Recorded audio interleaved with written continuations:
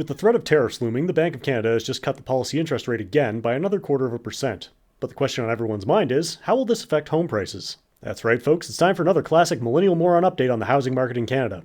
We'll still talk about tariffs and monetary policy, but there's going to be stuff about home prices, updated spreadsheets, all your old favorites. And if somehow you came here for my short form videos, well, I hope you like news and math. But first, we passed another subscriber milestone, 40,320, which is equal to 8 factorial. In binary, the number looks even cooler, and this is the last binary magnitude factorial milestone I can ever hit, because the next one will require almost 21 trillion subscribers, which is going to take at least 5 more years. Also, 42069. First up, the Bank of Canada cut rates again at the end of January, bringing the bank's policy rate down to 3%. In their announcement, they also mentioned incoming US tariffs as a potential problem for monetary policy going forward. Over the past year, I've mentioned several times that the Bank of Canada is being pulled in different directions on monetary policy. Inflation has been high, but economic growth has been weak, and as a result, they've been struggling to find the balance between the two in terms of where the policy rate should be, which makes us vulnerable to any unexpected shock. Now, with the US threatening to place a 25% tariff on goods from Canada, Bank of Canada Governor Tiff Macklem has come right out and said the obvious. The bank doesn't have the ability to combat weak economic growth and inflation at the same time. Personally, I thought that they were already struggling with that, but with the economic impacts and inflationary pressures of tariffs added on top, it's going to become apparent to the general public pretty quickly. With that said, I'd like to come back to a story I've been following for the past year, which is the Bank of Canada's repo operations. This is kind of a complicated subject, but to explain it quickly, the Bank of Canada's policy rate is the rate that they want banks to lend each other money at in the overnight lending market, which then flows out into the rest of the economy. If the banks are demanding too high of an interest rate for overnight lending, the Bank of Canada will step in and inject more money into the overnight lending market, which is called overnight repo operations. Back in January of last year, they started doing this for the first time in several years at a rate of $5 to $10 billion per night. Keep in mind that this money is added and then removed on the same day, so it doesn't add up.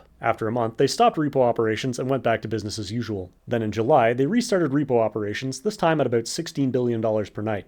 That might sound like a big jump, but they also changed the rules in the overnight lending market to include lending that was settled in 2 days instead of just 1, so the market had gotten a lot bigger. Overall, they were still adding money in about the same proportion as they did before compared to the size of the overall market. So repo operations got bigger, but only because the entire market got bigger as well. However, this time, it didn't end after a month. The Bank of Canada has been using overnight repo operations pretty much every day since July to try to keep the interest rate under control. Then, in mid-December, we saw a big increase in the amount of repo operations taking place, with no corresponding increase in the size of the market. The bank is now injecting about $24 to $36 billion a night, but the size of the market overall is the same. This seems to be associated with the US Federal Reserve announcing that they plan to slow down their rate cuts, while the Bank of Canada didn't plan to do the same. The best way to illustrate this shift is by looking at the Bank of Canada's repo operations as a fraction of trimmed core volume, which is basically the size of the overnight lending market, excluding special deals that the banks have worked out with one another. Before December 18th, the Bank of Canada's operations made up about 30 to 40% of the trimmed core volume. For the past 6 weeks, it's been in the range of 65 to 80%, meaning that the overnight lending market now exists in the context of the Bank of Canada's repo operations instead of the other way around.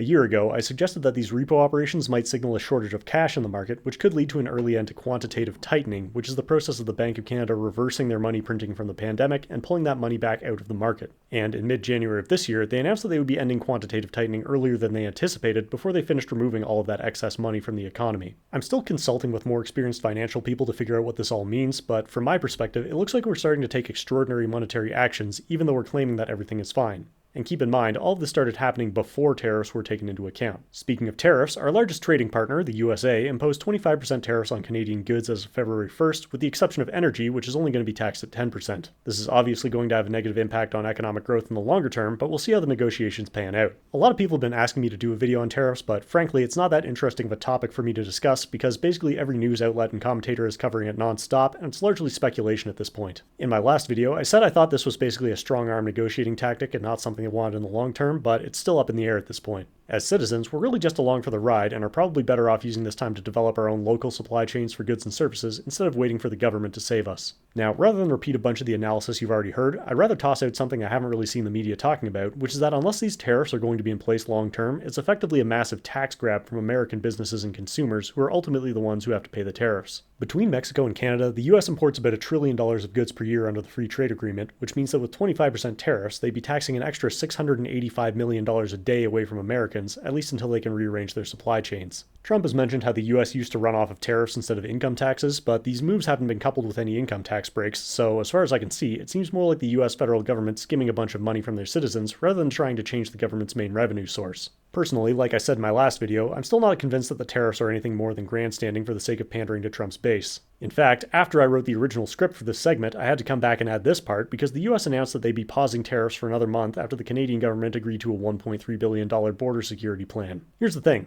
Canada's border plan was announced 7 weeks ago. So delaying the tariffs in response to that seems like an indicator that was all kind of a smokescreen in the first place. There were a couple of other minor things that were announced, like appointing a border czar, but the actual substance of it is stuff that was already announced back in December. Trump is still making comments about a variety of classic trade issues like lumber, milk, and retail banking, so obviously there's still stuff to be sorted out, but if I had to guess, I'd say that as usual, they'll reach some kind of agreement at the 11th hour and everyone will celebrate what a good job we all did. Now, getting off the global political stuff and back to Canada, you might be wondering what all this means in terms of home prices. In my comments section in the past couple of years, and all over social media, I've been seeing people saying that prices would skyrocket again at the first rate cut, but that hasn't exactly panned out. This is the 6th rate cut since June, including 2 double-sized rate cuts, and home prices are still down, not up. In fact, if we look at inflation-adjusted home values, we're currently already in the biggest price crash on record, but we're less than 3 years into it.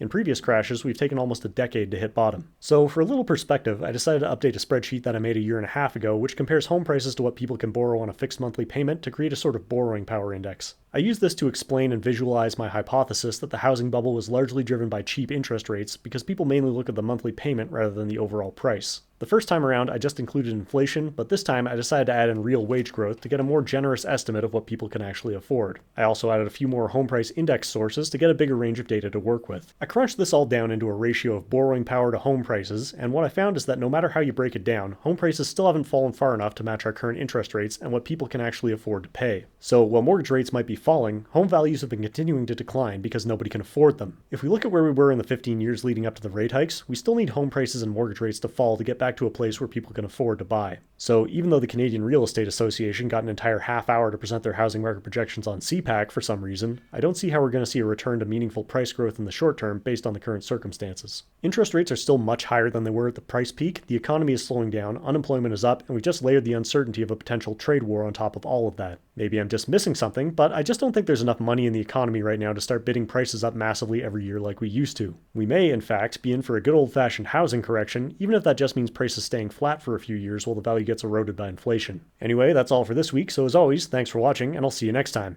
A special thanks to everyone supporting me on Patreon who have made it possible to increase the production value of these videos from me recording in my basement on my phone with an earbud mic to me recording in my basement on a laptop with a real microphone.